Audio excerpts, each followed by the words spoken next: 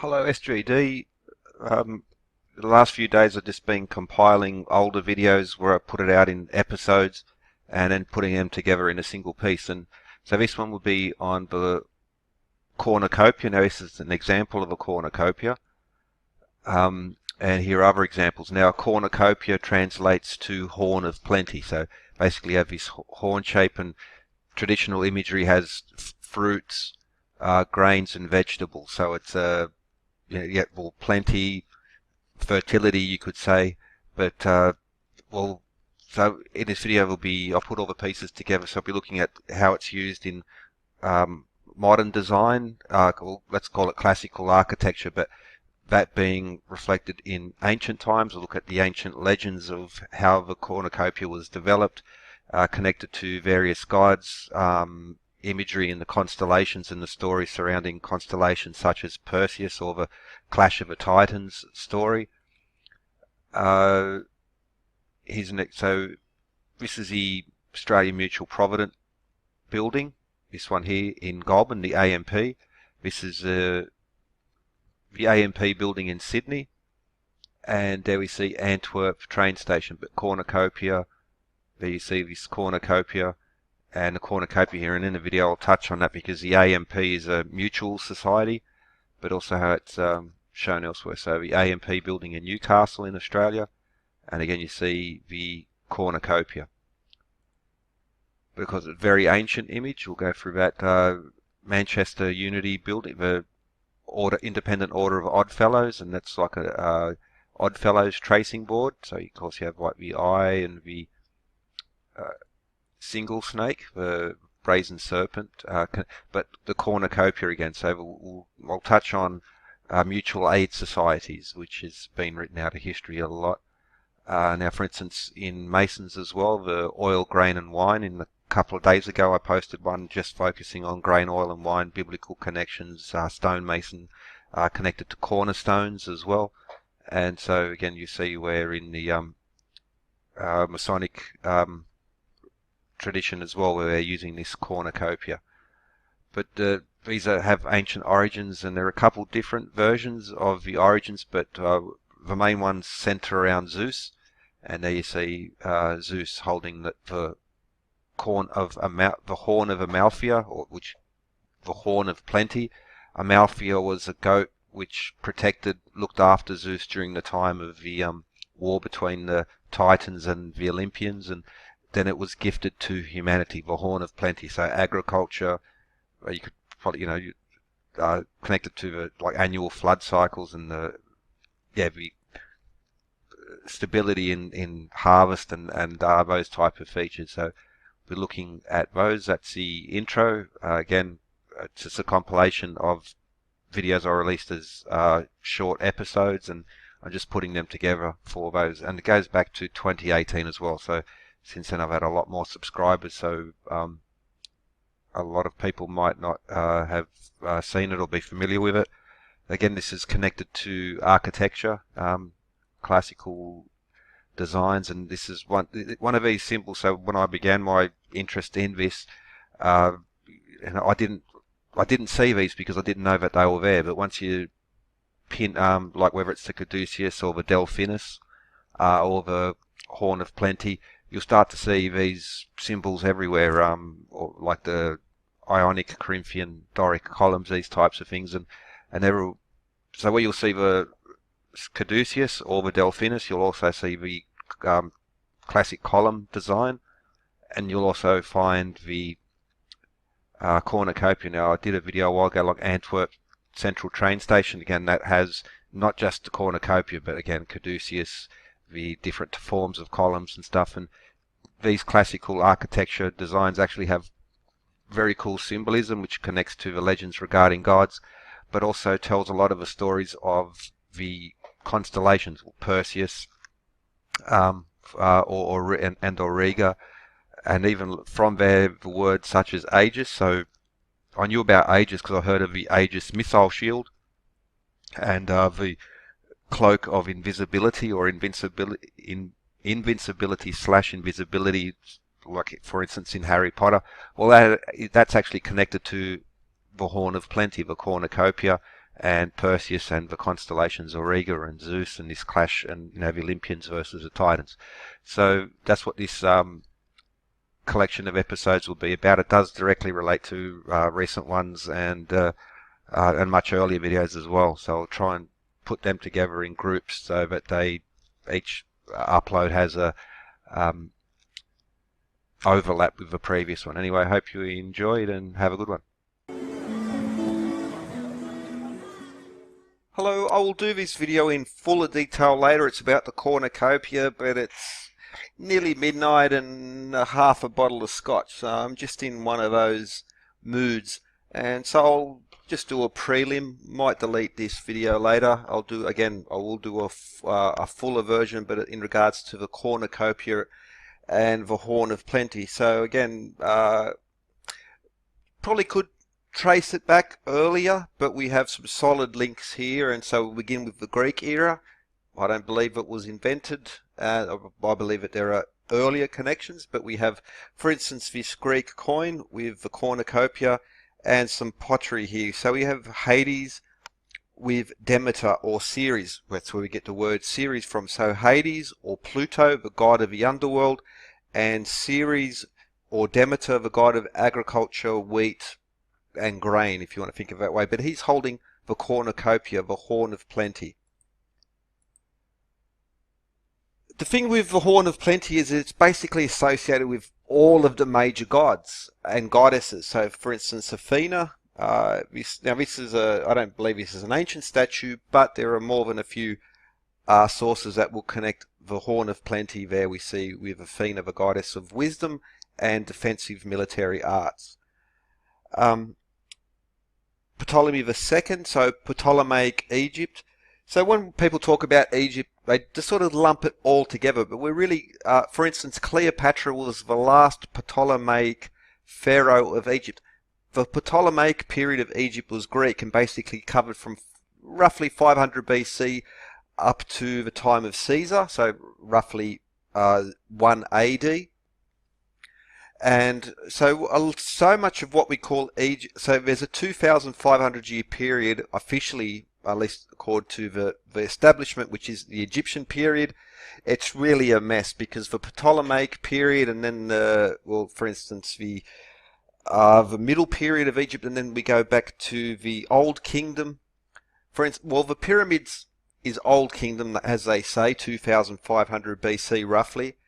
And at the infancy of their civilization, they created pyramids which were unrivaled in height at least, until the great cathedrals or the skyscrapers as well.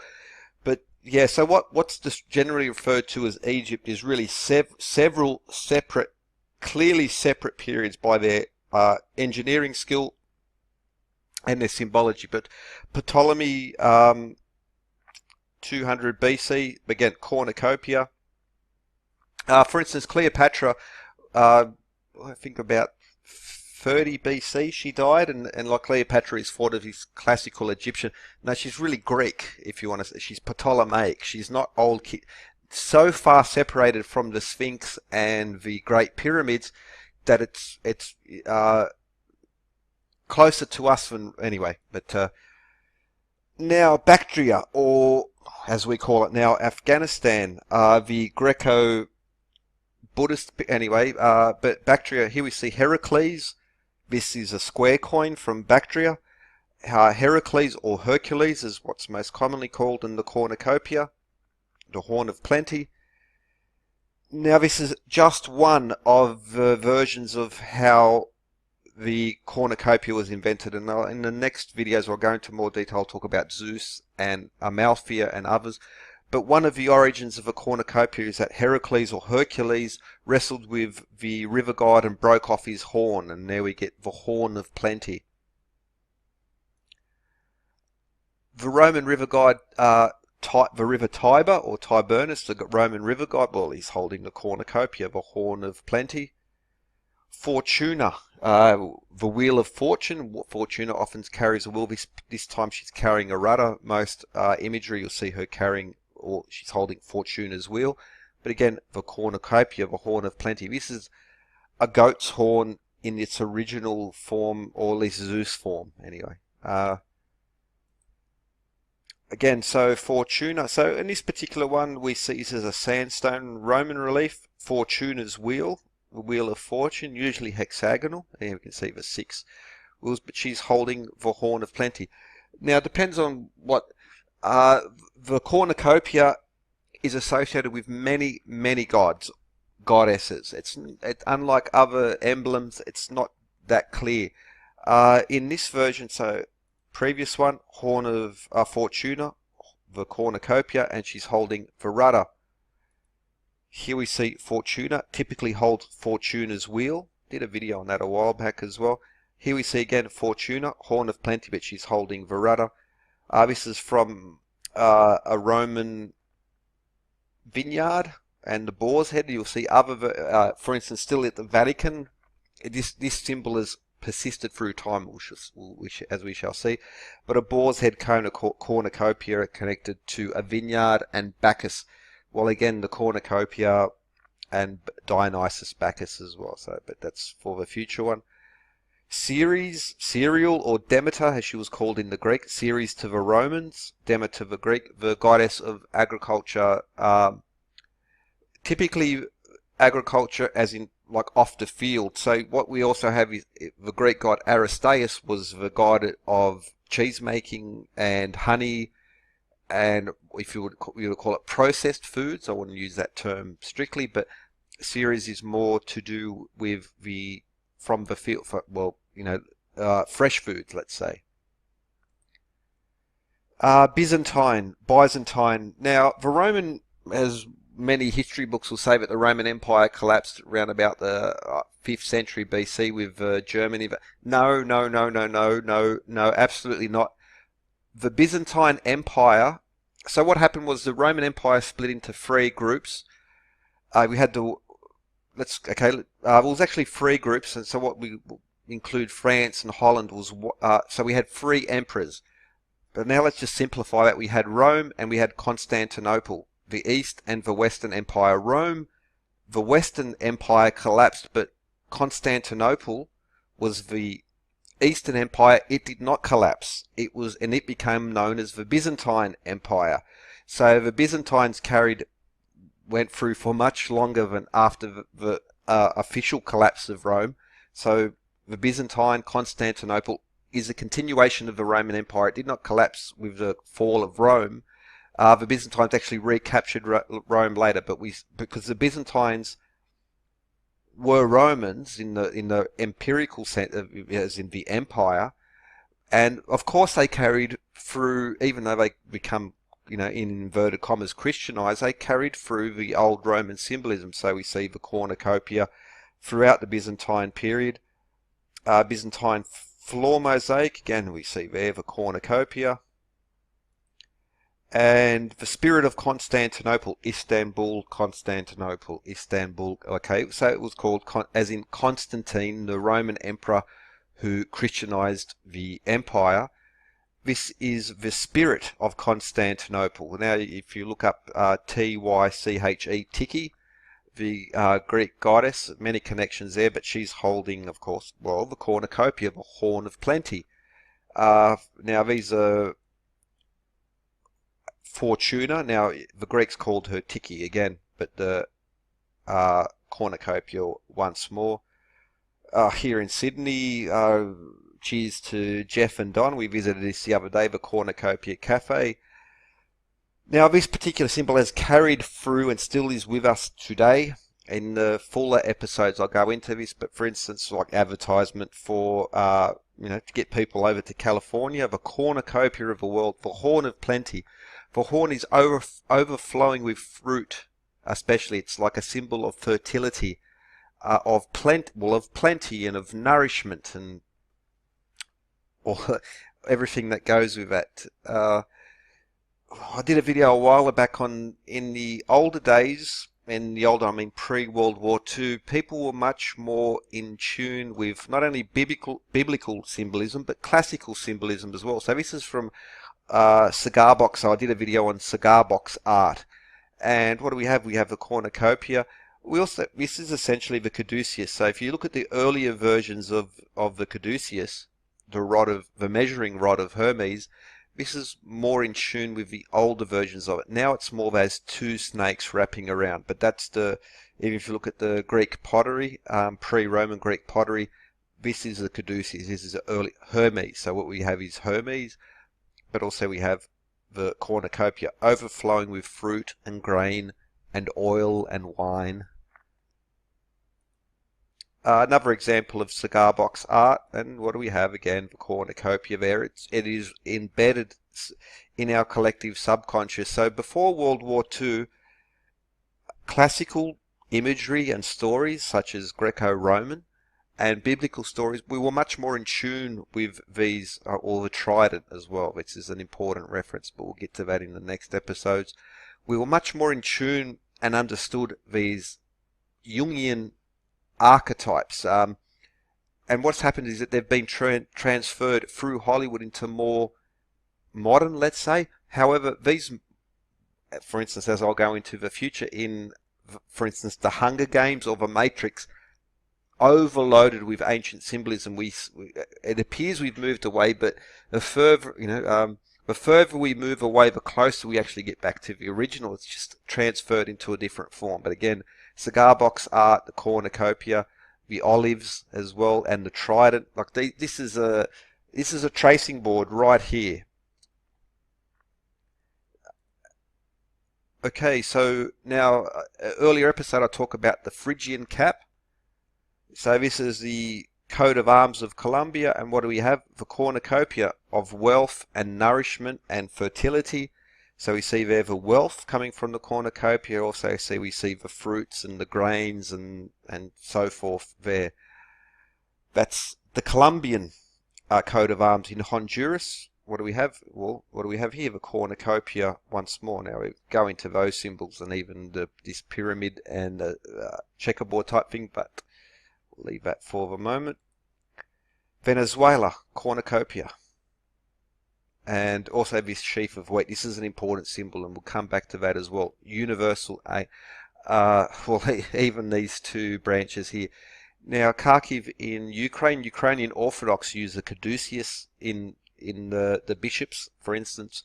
The rod that they carry has the caduceus on there, these two entwined snakes, which is a hermetic symbol. This is a measuring rod of a wand, which is made of an olive branch, again from this older legends, but, well, the cornucopia once more.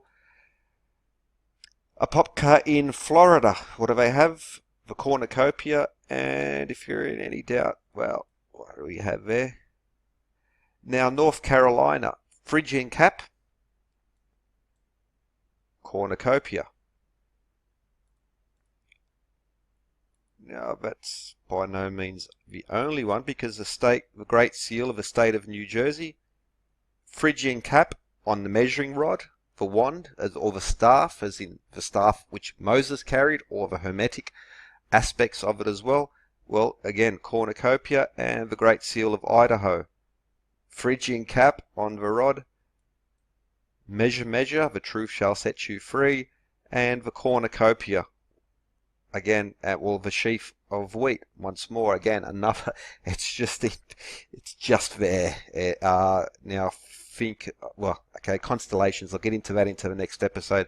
I just sort of want to do a quick one to get my thoughts around it, because once I speak, it's one thing to think it and one thing to write it down. I don't like to work with a script. I like to anyway. Masonry. So the steward. Well, again, grain, oil and wine, and, well, again, connected to the cornucopia there. What are we at? Nearly 14 minutes. The Hunger Games. So when the game started, they would have to run to the cornucopia. Again, they said it quite, that's where the supplies and the food and plenty was, a horn of plenty. And even the second round of the games, there was a redesign of the cornucopia there as well. Oddfellows and the cornucopia. Well, it's just, again, it's in there. There's the cornucopia. There we see another version of it. Oddfellows and their symbolism, cornucopia, including all the other ones as well. Let's not forget those. America, Thanksgiving, Cornucopia. There we see First Lady Nixon and preparing for Thanksgiving with the Cornucopia. There we see Warmonger Bush, well, the Cornucopia there, a cartoon version of it. Cornucopia, Horn of Plenty as a centerpiece. Another example of a centerpiece, Cornucopia. Maize corn. Okay, Cornucopia designs by Martha Stewart. Martha Stewart went to jail for lying to the FBI once. Oh, that's not Martha Stewart. She only lied once, not 39 times. That's the actual Martha Stewart Cornucopia. Although this video will be a continuation of the Cornucopia, I'm going to have to do it as a series because there's quite a bit to it and actually links a lot in regards to ancient legends and how they're being passed through, and they're embedded in all sorts of symbols, but mainly architectural symbols which will connect the capitals, the larger capitals of the world, from London, well, everywhere really. It's but anyway, Cornucopia, the Horn of Plenty, and there are multiple origins to the story and multiple connections to it, but this will be focusing on Zeus, which I think is the most interesting of these stories. And yeah, so the Cornucopia, Zeus, Amalthea, and well, Athena, and a few others as well. So this is from Sydney, but the sky god Zeus, now his symbols are the eagle and the lightning bolt. And this is from the GPO in Sydney. So again, Jupiter Ammon is another one where you'll see like a horn Zeus, but the lightning bolts, again, these are the symbols of Zeus, also known as Jupiter to the Romans. Zeus to the Greeks, Jupiter to the Romans. So it's in Zeus and Jupiter. It's now, like Saturn, Jupiter, Venus, they were visible to the ancient people as well. So they were amongst the known. Planet means wanderer, anyway. So Zeus the Sky God, again, just this older depiction. You see the lightning AWA building. This is important because I'll get to it. But for instance, in the Matrix movie as well, there's some very lovely subtle hints to this as well. For instance, Morpheus being the god of dreaming, and a whole bunch of other stuff, but that'll be in another video. The eagle and the lightning, these classical imagery of Zeus. And Zeus as called by the Romans Jupiter. Now we need to go back. Now, Zeus's father was Saturn, or Kronos, as in chronometer, father time as well. This is Saturn mutilating Uranus. Uranus, this poor guy here, was the father of Saturn, or Kronos, and Kronos was the father of Zeus. Now, why is this happening? Okay, so again, the Scythe, Saturn, Father Time. So now, why that happened was because now Kronos, or Saturn, mutilated Uranus, his father, because Uranus believed that one of his children would overthrow him, and he was, well, started trying to kill him off. So Saturn Saturn killed his father. Now the thing is that Kronos, or Saturn, also feared his children would overthrow him, and so he ate them, trying to protect his rule. So that's like a classic image of Saturn eating his children. So Saturn, the Titans, and then you have the gods of Olympus, Zeus and his siblings, more importantly. But again, this classical imagery of Saturn with the scythe, how it still carries on. Father Time, Kronos, chronometer, and so Rhea and Kronos, or Saturn, were the parents of Zeus, and so to protect her children, now Kronos, or Saturn, had already eaten most of the children, and so to protect Zeus, she hid Zeus away and put him under the protection of Amalthea and several attendants, including the faun. So like the satyr or Pan, they were amongst. So there you see the faun, and there we see Jupiter. So Zeus was nourished by Amalthea, who came in a goat form, And so this picture cleans it up a little bit, so you see him drinking from there, but other depictions will even, like, literally he's drinking. Very similar to Romulus and Remus being suckled by the she-wolf. Interesting pic. So we have the attendants of Zeus shielding the crying Zeus. He's being nourished by Amalthea. So this is a Roman relief, I think 1st century. But and this shielding is an important theme as well. We'll get to that as but while Zeus was playing with Amalthea, he accidentally broke off one of her horns.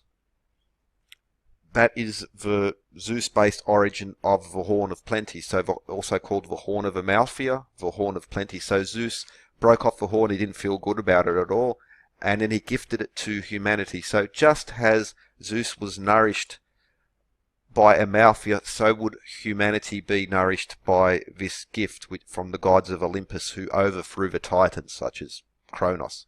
So again, you see this picture where Amalthea is in the goat form and she's nourishing Zeus. So that's the Zeus origin. But there's more to it, because in appreciation of this, Amalthea was placed amongst the stars in the constellation Auriga.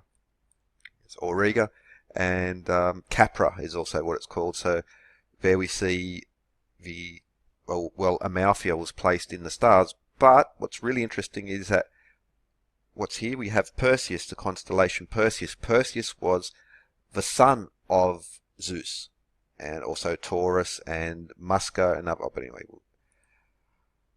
Amalthea is also a moon orbiting Jupiter, so they nicely named that. It's a nice tradition that still goes on now. But we can see Perseus, and there we see Auriga, how these constellations come together. Perseus, the son of Zeus, and also, well, okay, I won't go into that, but I've covered, because the story of Perseus, as described in the movie Clash of the Titans, loaded with really cool imagery and connections. Basically, it's a description of the Northern Hemisphere constellations. I already did it earlier. I didn't mention Auriga, but even the constellations not included, we'll go on. Actually, we'll connect it. It's just a lovely system. You learn the story as a child, and then as you learn and learn more your maths and your astronomy, then you're going to realize that these legends, these stories, are actually full of information. But as Rudyard Kipling said, if history was told as stories, no one would ever forget it. Well, that's actually what's been happening here. So just I'll rearrange it just okay, so you get an idea of, actually overlap more than that, but the head of Perseus killed Medusa. This will also connect to, not too long ago I did an upload on the rod of Asclepius and how the blood of Medusa was given by Athena to Asclepius, and he was able to cure mortality with that. But anyway, again, rod of Asclepius, it's a recent upload. But why is that nice? Well, because of the Aegis. So there we see an older painting of Zeus with wearing the Aegis, and there we see, that's missing the head, but there we also see the Aegis as well. You might have heard the term under someone's. Well, the Aegis is a shield to protect. If you're under someone's Aegis, you're under their protection. Now, there are different descriptions. So sometimes the Aegis is described as a shield. Other times it's described as a drum, the skin of. Because what is the Aegis? Aegis, it was made from the hide of Amalthea's goat form. So just like a drum. Now, even Zeus, lightning, thunder, banging the drum. Also, that's a nice way to think about it as well. But also as this particular shield, and well, it's, what do we have? We have Medusa there. Now, that's probably not the clearest one, but here we have a statue of Athena. This is in Sydney again. Well, she's also wearing the Aegis. So Zeus was the origin, but as later it developed and become more associated with Athena, and she's also wearing the Medusa imagery there. And you just get it now, just to highlight it a little bit more. So the Aegis, now a shield. Now Athena often depicted, Athena often depicted with the shield, the goddess of defensive warfare. And now, okay, now the Aegis missile shield. It's a shield. That's where the name comes from. So this is why, just like naming well, weapon systems, but also planets and many other things. That a lot of his classical information, these stories are, just like we still use Latin to name species and that type of stuff. Well, it's with a bit of knowledge in the classics, a lot of things start to make sense. They're not just sort of anyway. But Athena, who wears and she's also connected to the Cornucopia as well. So this is the origin of the Cornucopia through the Zeus story, but it also will connect to symbols in architecture, stories, legends, all these types. It just wonderfully bleeds into one another, and constellations, the stars, the quadrivium, music, arithmetic, geometry and astronomy, and these, like we're sort of, if you like me, you're educated in the state school system, which means you're basically indoctrinated, and all this sort of stuff was poo-pooed, and like I was a smarmy bastard. Oh yeah, no, science, rationality. Well, I believe in science, maths, and these types of things, but I've fortunately, thanks to Randall Carlson and Scott Onstott, I was given, and well, the modern rationalist, well, they poo-poo me stuff because they don't understand it. There's actually a beauty here, and once you break free, I broke free of your materialist indoctrinations, patting on the back self-righteousness. And there's wonderful information, like in terms of hard information, as well as the importance of stories. Now, Jordan Peterson, for instance, most people would have heard of him.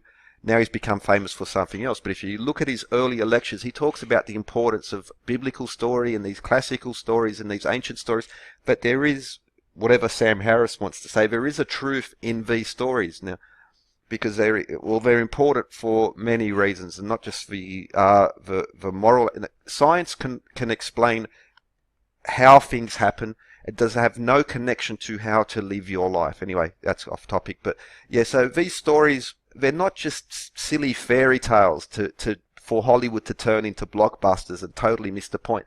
There's a beauty in there. There's important connections, and that's why. Well, for instance, like I had no idea about a mouth. I had no idea about so much of these things. But then once you start to learn, well, the numbers, the architecture, but especially the stories, you start to see, and it's a wonderful way of learning. For instance, the number 108. Once it's called superstition, and it's suppressed, let's say, by the materialist. But once you learn the importance of the number 108, you've the world is yours, and you start to realize how big is the moon, how far is it from the earth. So there is an application, a tangible.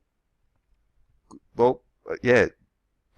Anyway, but yeah, this is the story of Zeus and the Cornucopia. Lovely stories, lovely information as well. It's not just a fairy tale. It's a method of education, a method of remembering and learning things, which our modern system of education does not have. I come out of high school, I did all the science, I did all of that, and I couldn't tell you the size of the Earth, I couldn't tell you the size of the moon, the distances, the relationships between them. No.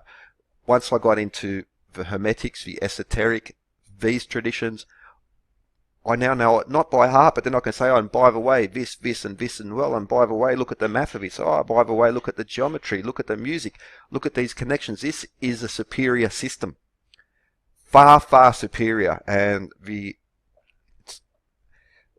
this smarmy materialism needs to die, and it needs to go when we need to look at stories again. So, for instance, whatever tradition you come from, whether it's, if you want to look at the Greco-Roman or because these connections can be also made. Unfortunately, the writing is not there, so I cannot confirm it. So I'm not going to talk about it. But the Egyptian gods, the Babylonian gods, and also I'll get into it later, India as well, because for instance, Greco-Buddhist architecture, and then the connections through to Hinduism. It's just wonderful. It's just so strong. It's so profound. And through well, it's awesome stuff. So the Cornucopia, this is just one. This is my favorite version of the origin of it, the Zeus story, because again it ties in with so much of our previous videos in regards to, again, architecture, fountains, decorations, statues and sculptures throughout major parks as well. Again, it just, yeah, you could just go on. It's wonderful, it's beautiful. Anyway, Cornucopia, Horn of Plenty, Zeus, Saturn, Jupiter, Kronos, Amalthea, the Aegis. Well, it's all there. And anyway, with that, hope you enjoyed. A lot more to come on this, a lot more to come. Have a good one. Hello, continuation of the story of the Cornucopia, but a little bit of a detour because I want to explain some connections I made in the earlier videos. I have posted this earlier, but it'd be worth repeating because, well, that was some time ago. So we have, well, Kronos was the father of Zeus, but he ate the children. Zeus escaped, was hidden away, and protected, nourished by Amalthea, and which led to the Aegis, and the Amalthea nourished the child Zeus, goat form. He accidentally broke off one of the horns, this being one of the origins of the Horn of Plenty, or the Horn of Amalthea, for Cornucopia. And now also, so in appreciation, Amalthea was placed amongst the stars, so the constellation Auriga, and Capra, the goat there. Now we also have the constellation Perseus being right next to it. Amalthea also have a moon of Jupiter, so there you see Perseus and how they go together. And Medusa's head, so the hide of Amalthea was turned into the Aegis, with these connections also so often depicted with Medusa on there now, including Athena has the Aegis, and we see that now it was Athena, Zeus, Hermes, so important in the Perseus story, and also will connect to Asclepius, but these connections in there as well. But what I mean by that, so first we should have a look. So for instance, you'll see it embedded in many other places, and for instance, this is the West Virginia State Capitol building. There's the dome on top, and anyway, this, okay, we'll go through it. So the building itself by Cass Gilbert, he did the Woolworth building in New York, some others as well, very important, influential architect as well. This is the West Virginia State Capitol building. And so we have these doorways, and above each of the doorways we have these figures. Now they're Greco-Roman gods, again the dome, but lots of interesting features amongst there as well. But okay, so for instance on this door we have Mercury, Hermes, Vulcan or Hephaestus, for god of metalworking, fire, like as in volcanism, and Minerva, which is Athena as well. But now if we go now to, this is a star. So around the edge there we have the zodiac. We have the Scorpio, Libra, Virgo, Leo, etc. And then we have all the other constellations which lead to the North Star as well. And well, the story of Perseus essentially forms a star map, and is like another star chart again. So we have the zodiac around the rim and the North Star, pole star there in the center. And okay, so now you could apply this to so many other places, but I'm just, because it's handy at the moment, I've already made these cards. So the West Virginia State Capitol building, and now we see a family tree of the Olympian gods. So the Titans, Saturn, were overthrown, and we have the gods of Olympus: Zeus, Poseidon, Hades, Demeter, Hestia, and underneath we have their Roman names. Now the children of Zeus include Perseus, Athena. Athena is not technically a child. He sprang forth from the forehead. He was like a thought of Zeus. From Zeus came Athena, but we also have Hephaestus, or Vulcan, Hermes, Mercury, Apollo, the sun god. Now his children include Asclepius, the rod of Asclepius, for instance, which was a god of healing, and Aristaeus, the god connected honey, beehives, cheese making, this type of thing. Also Artemis, or Diana, the moon goddess. So these Apollo and Artemis were the twin children of Zeus. But the building itself, the West Virginia State Capitol building, and so for instance, this is just one of the doorways, but we have these Greco-Roman gods there along the top. And what they actually do is forming all these, like for Asclepius, so many sculptures, fountains, buildings, are embedding these stories in here. And so first we'll have a look at the family tree. And so, okay, I'll go, I should go to the,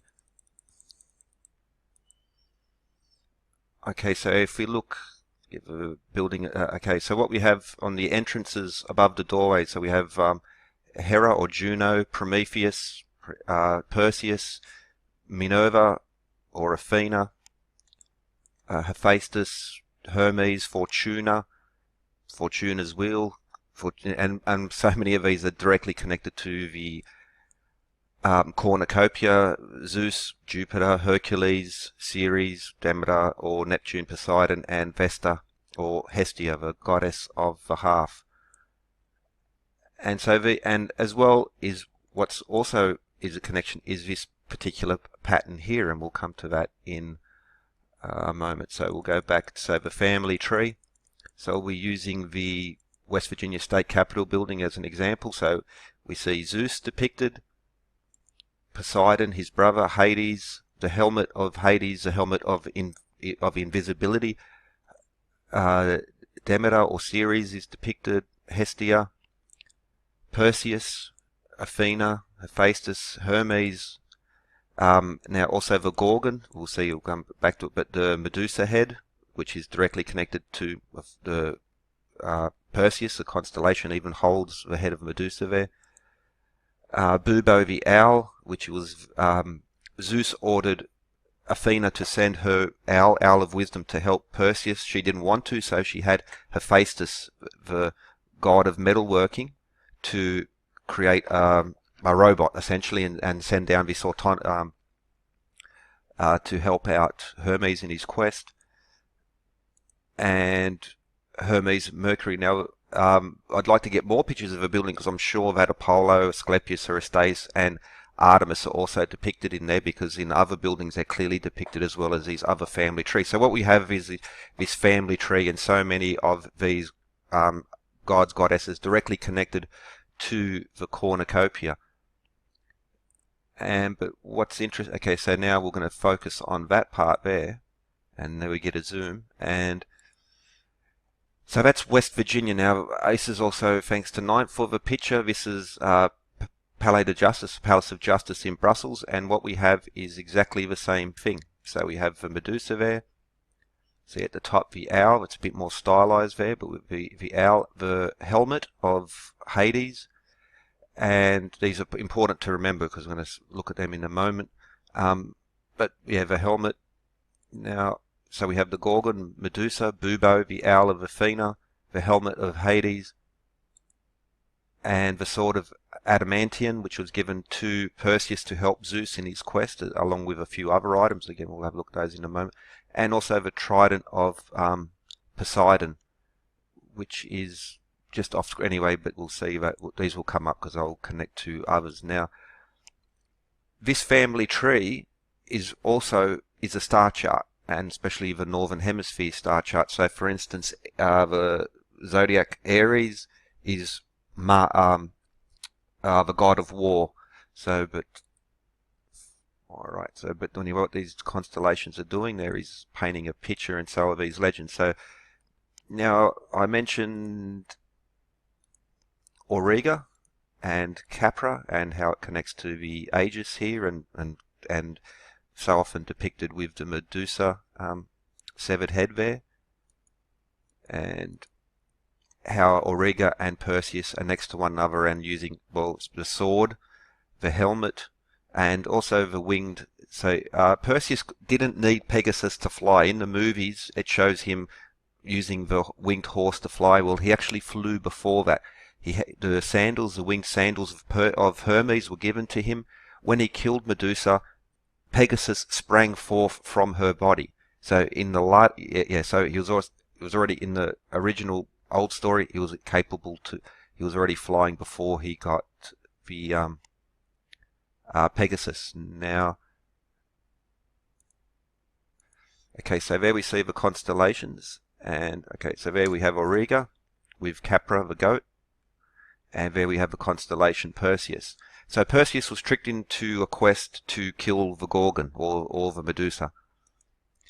To aid him in his quest, he received a number of gifts: a sword from Zeus, the shield from Athena, very similar to the Aegis as well, I would say, the winged sandals from Hermes, and the helmet from Hades. So these are the, he was the son of Zeus, and these other the siblings and children of Zeus helped him along his way. Now, when he killed the Gorgon, the constellation Pegasus sprang forth from the Gorgon, from Medusa's body. Now, Cepheus and Cassiopeia, these constellations, were the parents of Andromeda. Okay, now Neptune comes into this because, well, Aquilus,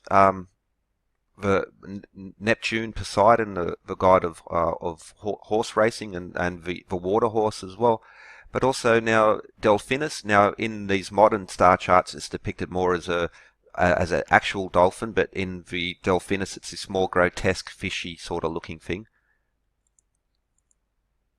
Now, yeah, so Poseidon, patron god of horse racing. Poseidon rewarded Delphinus for finding Amphitrite and placing him in the stars, very similar in the way to Capra. And so we have these other constellations connected to Neptune. But that's important because Cepheus claimed his wife Cassiopeia was more beautiful than the Nereids, which pissed off Poseidon and Neptune no end. And so he was offended, and he sent Cetus, the sea monster, in punishment, another constellation there as well. So again, these are forming a very nice star chart. You might consider Cygnus in there as well. To save themselves and their city, Cepheus and Cassiopeia chained Andromeda to a rock and offered it to the sea monster. On his way home, Perseus came across Andromeda chained to this rock, and he killed the sea monster by using the severed head of a Gorgon to turn the monster into stone. There was a recent update of this movie, and they didn't. It was even more. They lost a lot of the plot in there, even compared to the older movie. So, and then Perseus and Andromeda were married. So, which brings us back to Auriga and just how these stars, and you'll also find it, well, again, embedded in this architecture. Now, this was at a very Christian sort of period, yet whether it's the White House, state capitals, other major buildings, they continually embed. And even, okay, so along the top there, well, yeah, okay, I won't go. Well, there's a nice reference to Zeus, to, well, the owl. I'd like to get some clearer pictures because, well, yeah, there's so much in there which is clearly, look, these are, for instance, they're in the literature, they're described in this particular structure, but you'll find it in so many other places as well. Okay, so here's another classic example. This is the GPO, General Post Office, here in Sydney, which has the same theme going on. You could use many other examples. One of those, but luckily it's been preserved, and okay, well, that will be for a future episode, comparisons. But yeah, the GPO, now I'll be using that. So again, we have the same family tree. On the building, I showed it in the early, we have Poseidon, Zeus, the thunderbolts, Neptune with the horses, and the trident. And the trident, well, it's depicted all over, multiple reference to it across the GPO there. Okay, the computer's freezing up, so I won't have time in this what I've got left of the screen capture, but what we have is the same things going on with these gods all over the place. I'm overloading my poor old computer. But yeah, so whether it's the GPO and so many others, what have we got? 45 seconds. So, okay. So, yeah, the GPO, we also have Demeter series, Athena, which is also showing a depict, which also we have Medusa there in that same, again with the caduceus. Notice even the lightning bolts, which are a reference to Zeus. And another where we have, Perseus, and there we have Athena with Bubo the owl and the olive branches and wearing the defensive helmet. Hephaestus and the Bubo the owl once more. Hermes, multiple references to Hermes throughout it. Again, the Lear of Apollo. So many others. Anyway, we're running out of time. Hope you enjoyed. I'm going to continue with the Cornucopia and a few other connections. For instance, the Cornucopia connected to so many Greco-Roman gods, and we'll look at that a little bit more. But we'll be joining Antwerp in Belgium.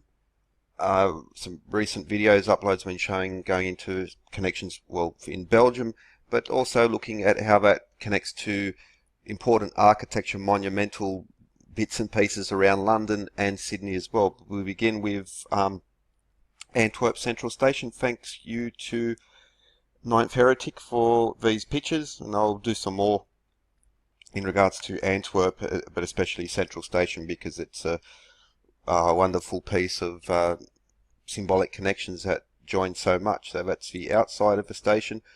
But if we go on the inside, and well, the whole building is resplendent, let's just say, in this symbolism. So we see Ionic columns, Corinthian columns as well, Doric columns, and the beehive, sheaf of wheat, so many other aspects as well. But well, Pax Romana. So Pax means peace. So the Roman peace, you know. So and especially throughout Belgium, so much Roman symbolism. But there on the Pax, what do we have? We have two cornucopias, slight variations on the fruits connected therein. And we have a caduceus connected with the anchor, very, very important symbol as well as this, which you will find in Winnipeg, so many other places, but what we have is fortune as well. We even have these lightning bolts coming from it, so we have a nice connection to Zeus there. The laurels, acanthus scrolling, so much just overloaded with it. The lamps, even these obelisks that are mounted on the top, but the cornucopia to begin with. Old picture of Fortuna, Fortuna's wheel. Wheel, it's where the term Wheel of Fortune comes from, and she is connected with the cornucopia. So we have the cornucopia and Fortuna's wheel depicted here. Also Hermes, god of weights and measures. Now the caduceus is a wand, which translates to measuring rod, and variations of Hermes, you'll also be holding a weight. So Hermanubis, which is a Thoth, was the god of weights and measures. Hermes was a god. Hermes and Thoth have the same gods of knowledge, science, let's just call it. So he holds a weight in one hand and the measuring rod in the other hand. So Fortuna, Hermes / Mercury, and also, well, the helmet, the traveller's cap as well. But elsewhere in the station, so we see this is again connected with a clock. But what do we have? We have a caduceus with a torch, very Promethean, and we have a caduceus with that almost like the military helmet, but that's the traveller's cap. And there we see the cornucopias and the trident and the caduceus. The trident of Neptune and the caduceus of Hermes. There we get a better view with that helmet-like cap, but that's again the traveller's cap. The Greek version, older ones, show more of a wide-brimmed hat, the traveller's hat. Hermes is the god of weights and measures, commerce, travel, writing, knowledge, just like Thoth.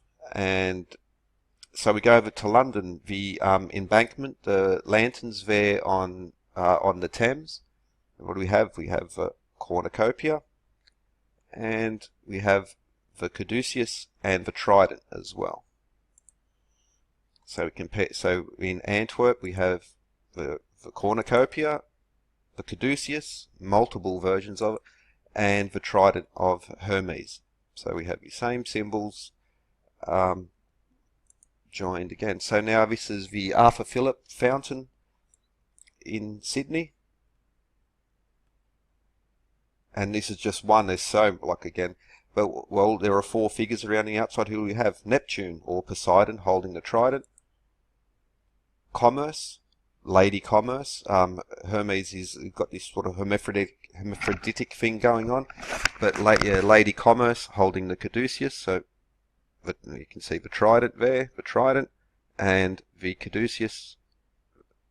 There we have same thing, or down there. God of Commerce, Lady Commerce. But also on the plinths that they're all standing on, what do we have? Cornucopia. GPO in Sydney as well, and along the facade between each of the columns, what do we have? The trident and Delphinus,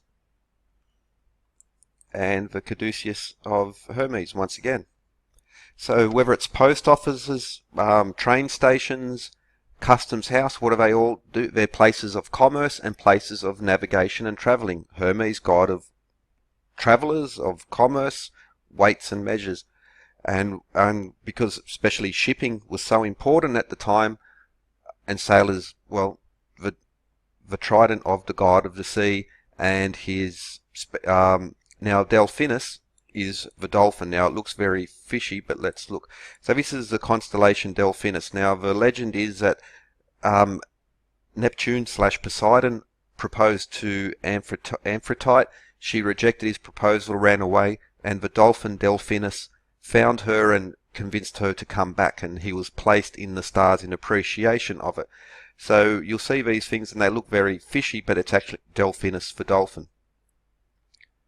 And that's one of it. So that's why we have there Delphinus connected to Neptune as well.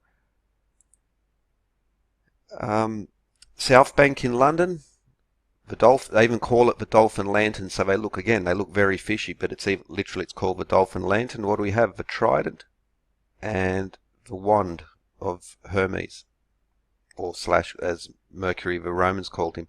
This is the Lyceum, the post office in Liverpool. The lady, she's holding the wand, and in her hand, once again, she's holding a weight. Weights and measures, god of weights and measures. Now now the trident. Now, interesting, anyway, the emerging boat, but we'll leave that for the moment. But the trident, same thing again. And Delphinus once more. Back to the Arthur Phillip fountain. So there we have commerce and Neptune or Poseidon, and what's there? Delphinus. And, well, again, an emerging boat as well, which is an important repeated feature. I mentioned post offices and train stations and how these symbols, emblems are so important to them. This is the National Post Museum in Washington. What do we have? The caduceus and the cornucopia. So back to Antwerp again. So this is a classical depiction of Neptune and Amphitrite with the hippocampus of the water horses, Neptune, patron god of horse racing, and we see these Delphinus riding out in front. So that's why this Delphinus imagery is so important.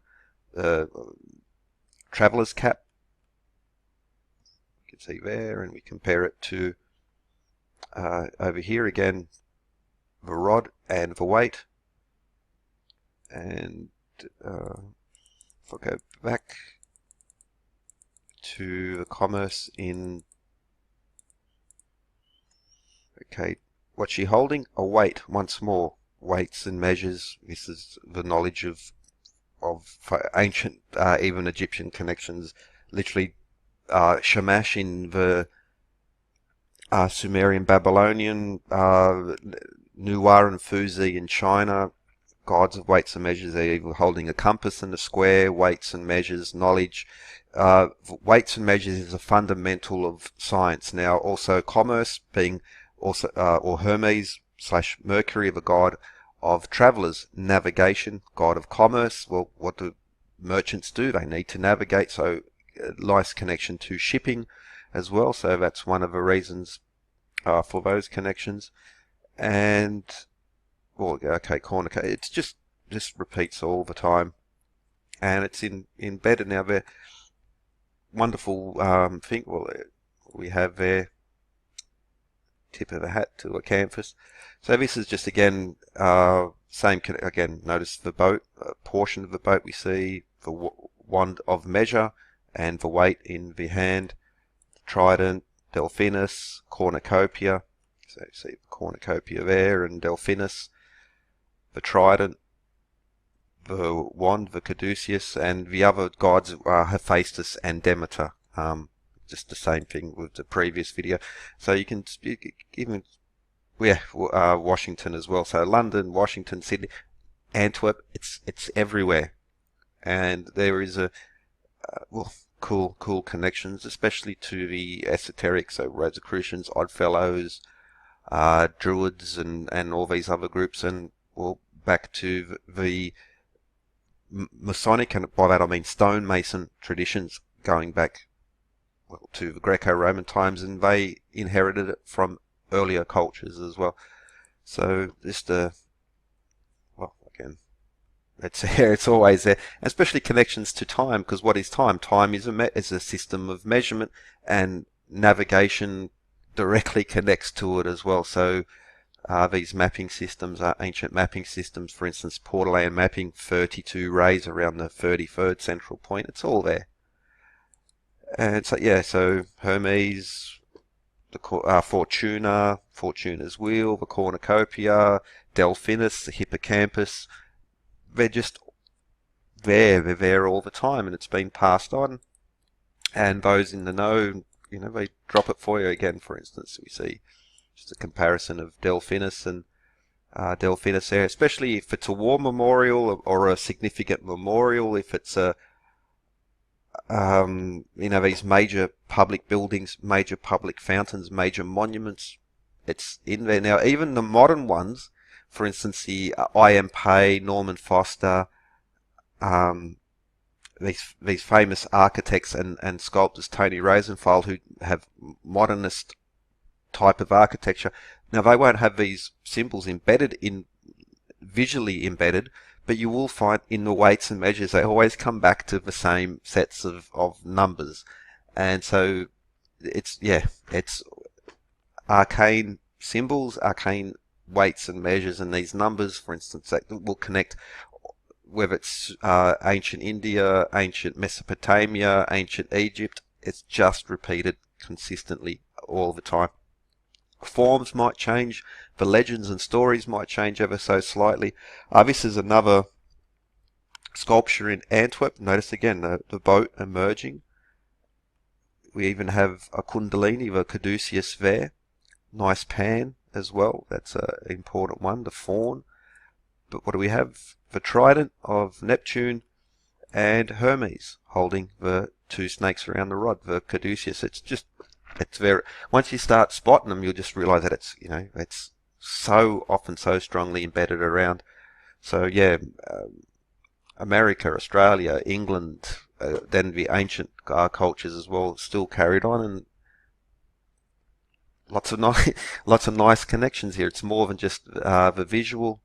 Cornucopia, caduceus, the trident, Fortuna's wheel, Doric, Ionic, Corinthian. It just repeats over and over and over again. So anyway, I hope you enjoyed. Have a good one.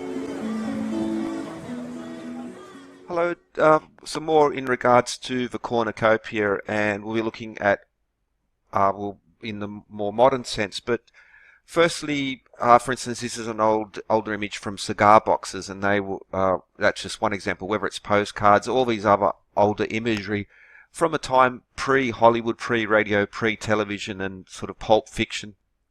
People were much more in tune with these symbols. They were very important. For instance, if you go to a church, the Stations of the Cross, where you have the story of the crucifixion around the outside told in imagery, especially because going back centuries, but literacy rates weren't as high, but people were more in tune with the symbolic language, and so the cornucopia, these even tools of masonry, were better and more understood. Unfortunately, they've become sort of demonized now as we lose this type of language. But so the cornucopia, and there's some really nice connections to the Matrix movie.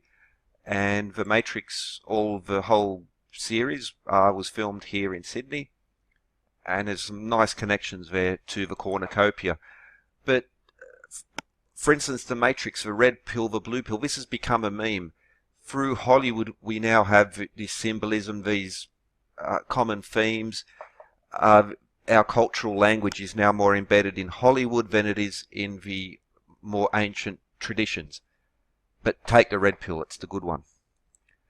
Morpheus. Now, I did a couple other videos, for instance, one on J.J. Abrams and his movies and television series, overloaded with older symbolism. He knows these things. Other set designers just embed into television, movies. They seem to know what's going on, but through the standard education system, we've lost it. But that's Morpheus, Hypnos, God of Dreams. This is just one reference to it. But we go to Matrix #1. Excellent movie, I thought, #1, 2 and 3. But anyway, one of the important point is one of the pivotal scenes in the Matrix is focused, and again, it's filmed here in Sydney, and this is the AWA building. Very important building historically here in Sydney, but it's interesting that they focus on this. Well, it is sort of more, is it the word photogenic, more cinematic to have this in the background, but that's nice on its own. However, as with other movies, television, pop culture, those who are making it seem to know something a little bit more than what they let on. Now, it could be, there are some more reasonable explanations, but given, for instance, J.J. Abrams and these other ones, and just once I sort of cottoned onto this whole area, and then you start seeing, it's really, really interesting that whether it's intentional or whether it's sort of in our collective subconscious, I really don't know. But the AWA building, so for a long time this was the tallest building in Sydney, and that's a replica of the Eiffel Tower on there. The Eiffel Tower itself, done some videos on there, that's just overloaded with esoteric information. The AWA building, there you see it now. This is on York Street in Sydney, the view.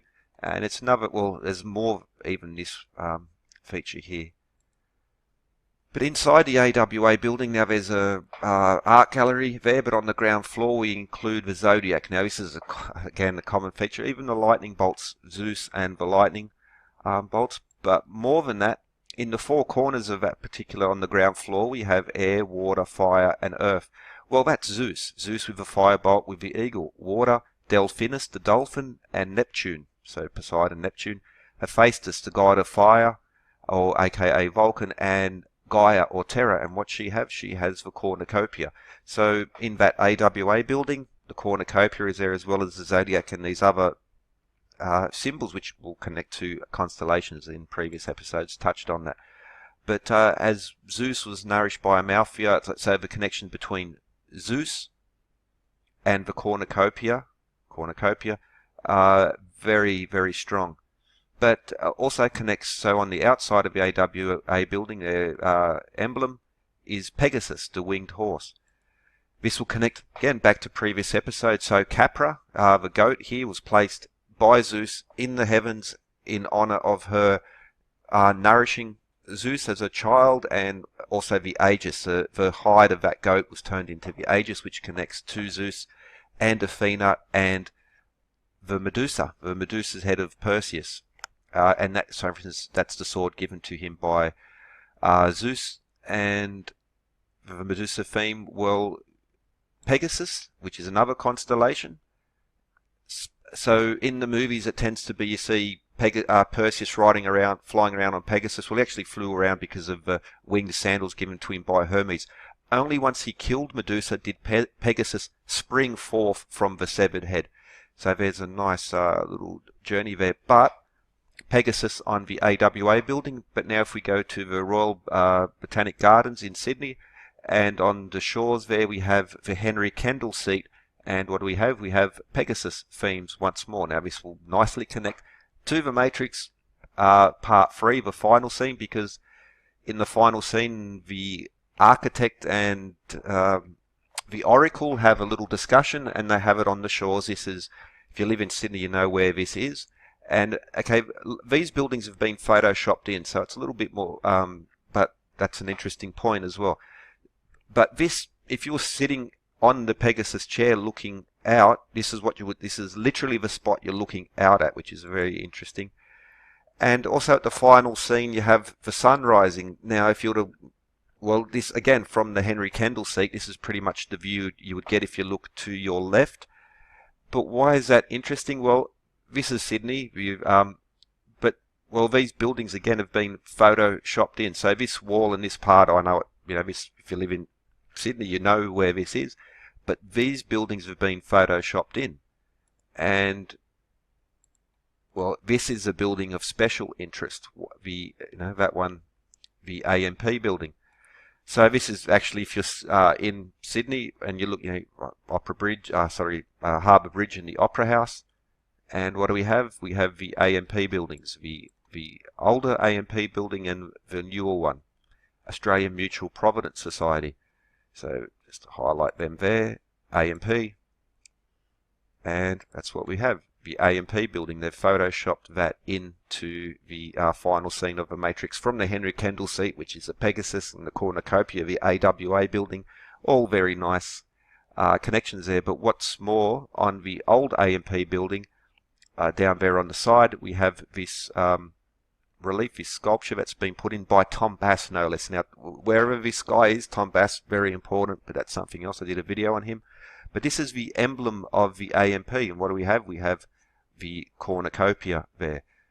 Now, this is a more modern style of that theme, but Australian Mutual Provident Society, established 1849, and it was founded by Thomas Sutcliffe Mort. Now, just now if we go back a little bit, okay, so just there in the gap, you would find Macquarie Place. Well, Lachlan Macquarie, anyway, but that's where the Thomas Sutcliffe Mort statue is, and it's on the spot where the fountain designed by Elizabeth Macquarie is, but again, something else. But Australian Mutual Provident Society, mutual aid societies. Now, this company, the AMP, was so important in establishing Australia.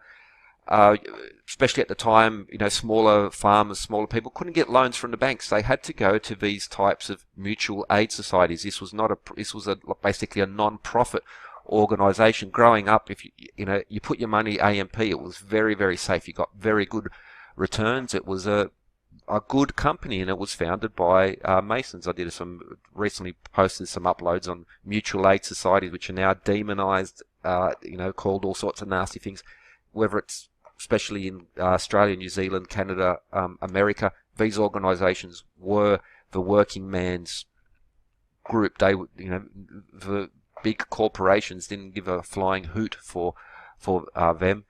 But the AMP was demutualised in 1998. Now it's just another for-profit financial services corporation.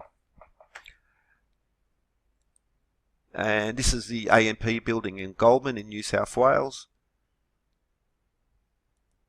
And what do we have? The same, so we have this older, more classical sculpture versus the more modern style by Tom Bass, but again, Cornucopia, and the Cornucopia, again, the mother with the child, as you see there, and the male with, well, there's sort of a hint to Fortuna's wheel, but there we see the globe as well. Now, a nice little couple references there, but that'll take too long to go into. Australian Mutual, it's the Goulburn building once more. There we see the sculpture there on top, but we also have this here. And what do we have? Cornucopia. Just to get a better view of it. Now, that's directly will relate to the previous video, because, well, for instance, Antwerp train station, what do we have? Have Pax, again, the shield, and those double cornucopia. So again, very, very similar. AMP building in Newcastle, that's the building there, and again, the shield, but, well, again, the cornucopia is the horn of plenty. And there's Fortuna's wheel, so just a bit of a double reference anyway. Now, the AMP, we have very, very strong Freemasonic connections. Now, the overwhelming majority of Masons still to this day is not exclusive riches. It's normal people, normal people. But again, the importance of a cornucopia in Masonic symbolism, for instance, the steward, but also did a recent video, grain, oil and wine. The oil is held in the cornucopia. Manchester Unity Building in Melbourne, Victoria, Australia, and Manchester Unity, that's MU.IOOF for Manchester Unity Independent Order of Oddfellows. It's even, well, it's written there, so it's not no doubt about that. And we see the cornucopia in the Oddfellow symbolism. All-seeing eye. This is, if you didn't read Oddfellows, this would, most people would go, oh, that's evil Masonic stuff. Well, again, this is a mutual aid society, and all these emblems and symbols, and these symbols were important because we're going back to a period where literacy was not quite as high, and people were more the language was more through symbolism, and that's why these things are still embedded there. But now, just like the AMP, the IOOF, once a good mutual aid, mutual providence society, the IOOF was demutualized in 2002, only a few years after the AMP, again, and taken over by a corporate elite. And now it's just another financial services company, even the emblem, but you still see the hangover of the older, the better period of time, let's say. It's even interesting, what does the IOOF stand for? In the well, it stands for Independent Order of Oddfellows, but yeah, it's not very well known. So, cornucopia, it's just very interesting how, whether it's synchronicity or whether it's intentional, how in so many Hollywood mainstream media productions, the set designers drop these lovely little hints in there, and it's, again, is it planned, or is it accidental? Is it synchronicity? Well, I will leave that up to you, but it's also part of this ongoing tradition, and that's why I would really advise, to get into your classical education and understand, because you'll start, well, whether it's the Doric, Ionic, Corinthian columns, cornucopia, acanthus, the constellations and the origins for Pegasus, Perseus, Auriga, not just the 12 signs of the zodiac, but the ancient constellations as well. And yeah, so cornucopia, Zeus,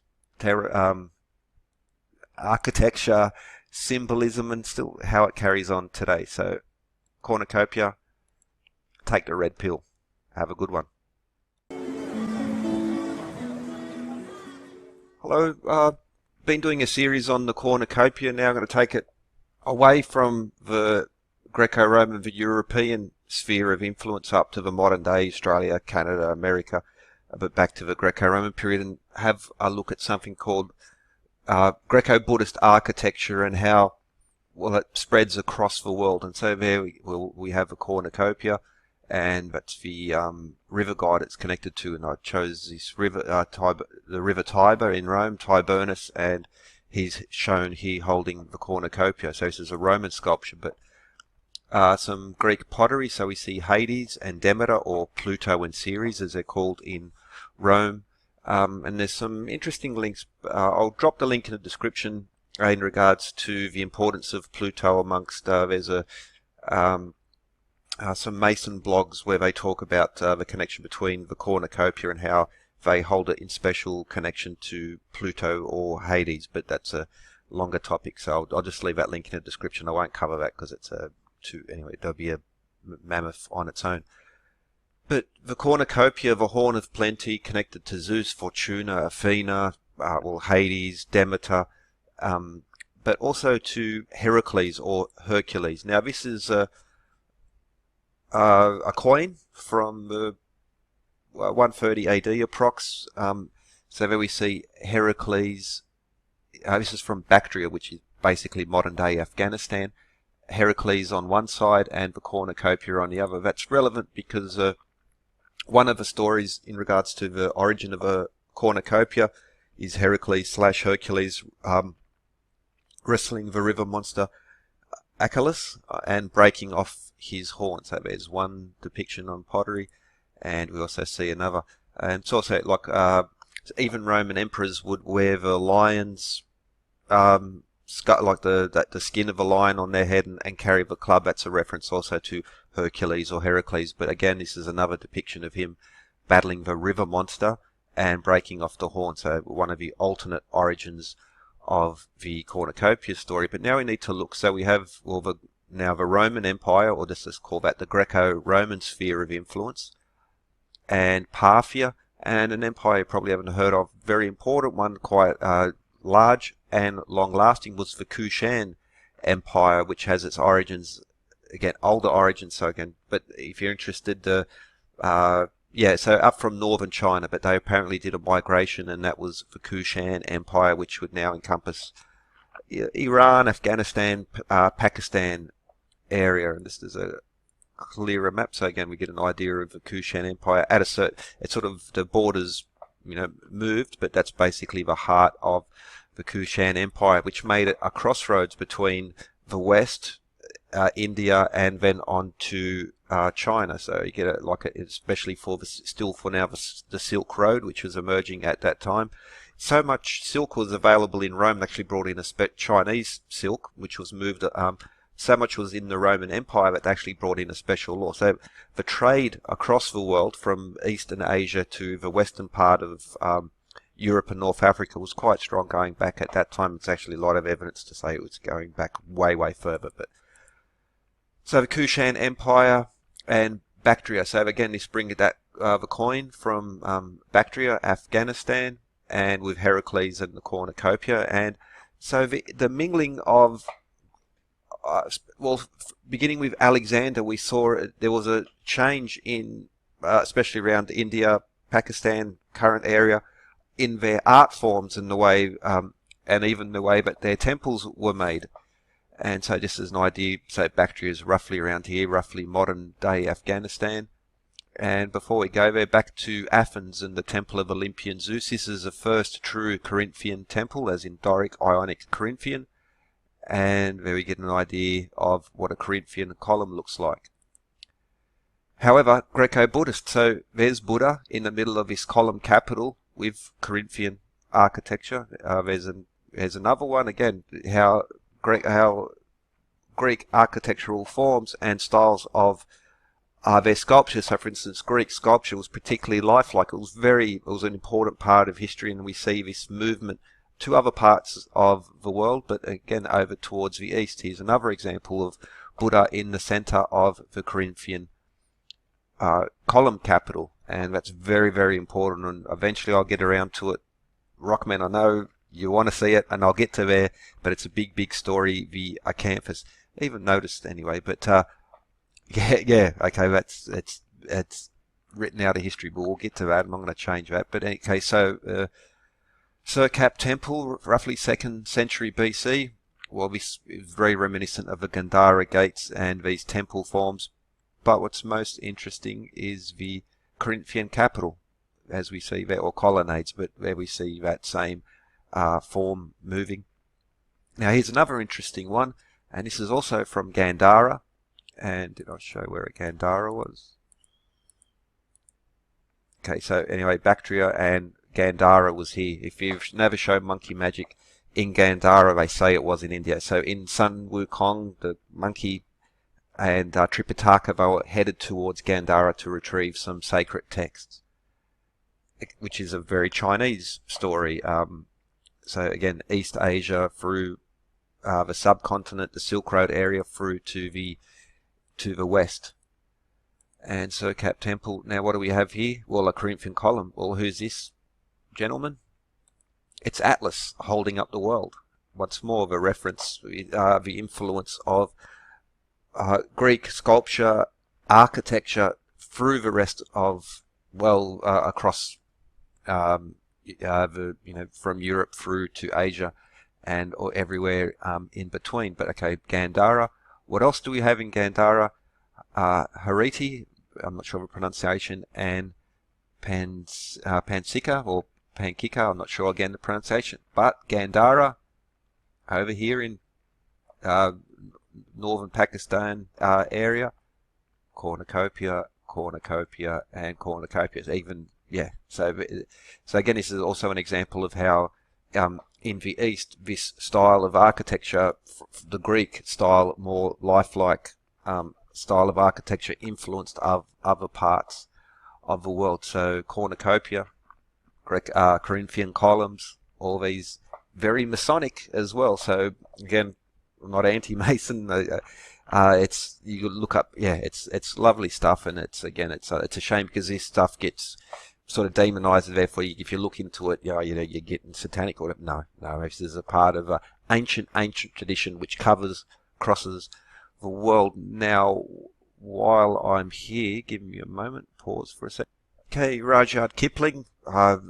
If you look up if the poem by Rudyard Kipling, one of the best of all time. He's done some interesting, well, also quotes like The Jungle Book was by Rudyard Kipling, very important writer. Some really nice quotes. If history were taught in the form of stories, it would never be forgotten. Why do I bring up Rudyard Kipling? Also, well, because The Man Who Would Be King, one of his stories as well, immortalized in a great movie starring Michael Caine and Sean Connery. And it's a tale of two scallywags, basically, who go to Kafiristan. It's an actual place. If you look up Kafiristan, it's up there in the Himalayas. Very interesting place with in Afghanistan, with a very ancient form of Hindu religion still going on there.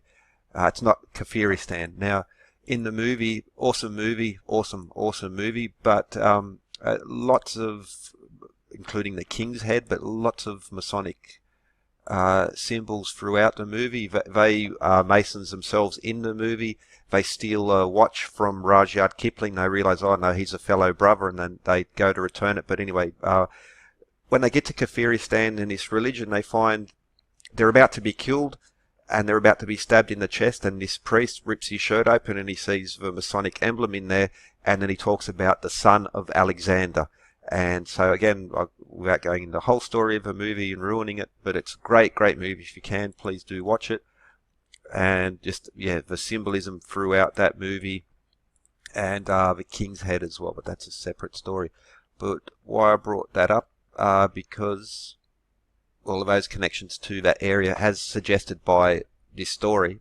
But now if we go to Sanchi Stupa, and okay, Sanchi Stupa, basically in the center of India.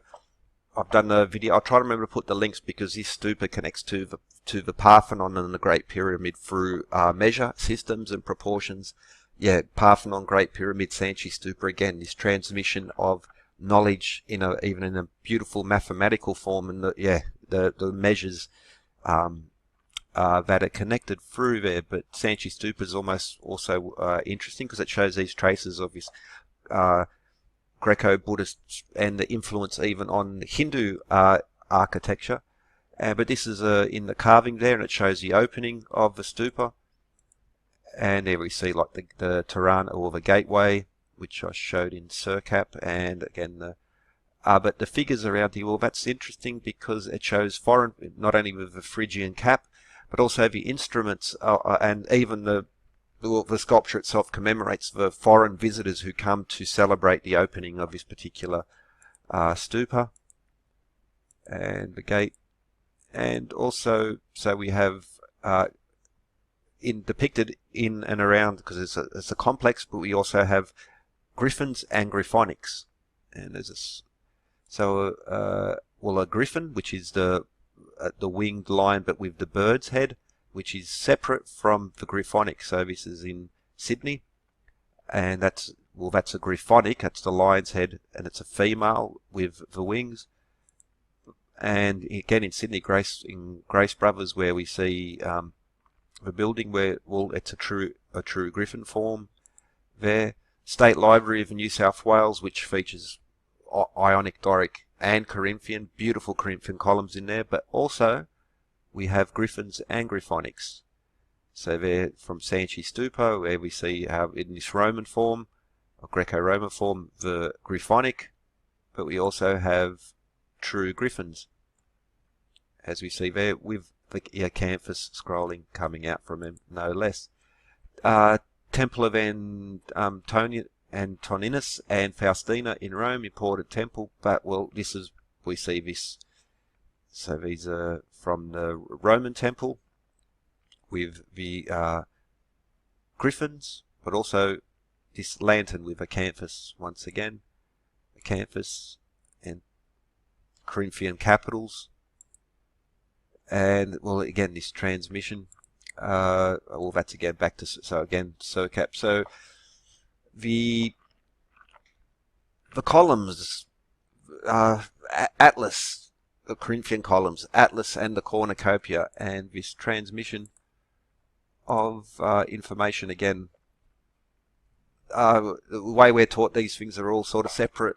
Well, they're not.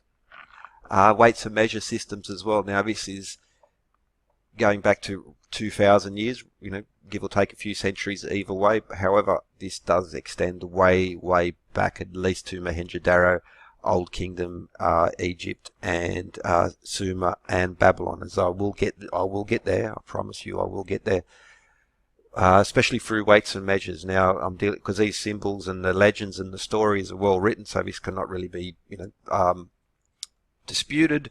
However, through the measure systems, we'll join these apparently separate, independently emergent ancient civilizations through these same systems, and these trade routes and trade weights and measures are being the key. That's you can argue the definitions of stories, and as legends get transmitted, names get changed. It's easy to argue the meaning, and well, when it comes to weights and measures, you can't argue that, and we will get there.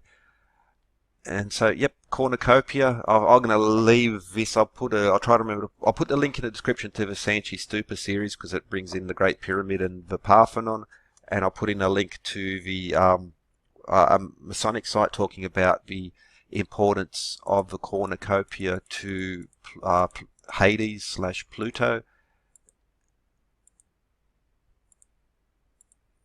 Yep, so Cornucopia, Hades, and Demeter. Now she's more often Demeter or Ceres, as in cereal. That's where it comes from. Is the also connected to the Cornucopia. But anyway, with that, hope you enjoyed and have a good one.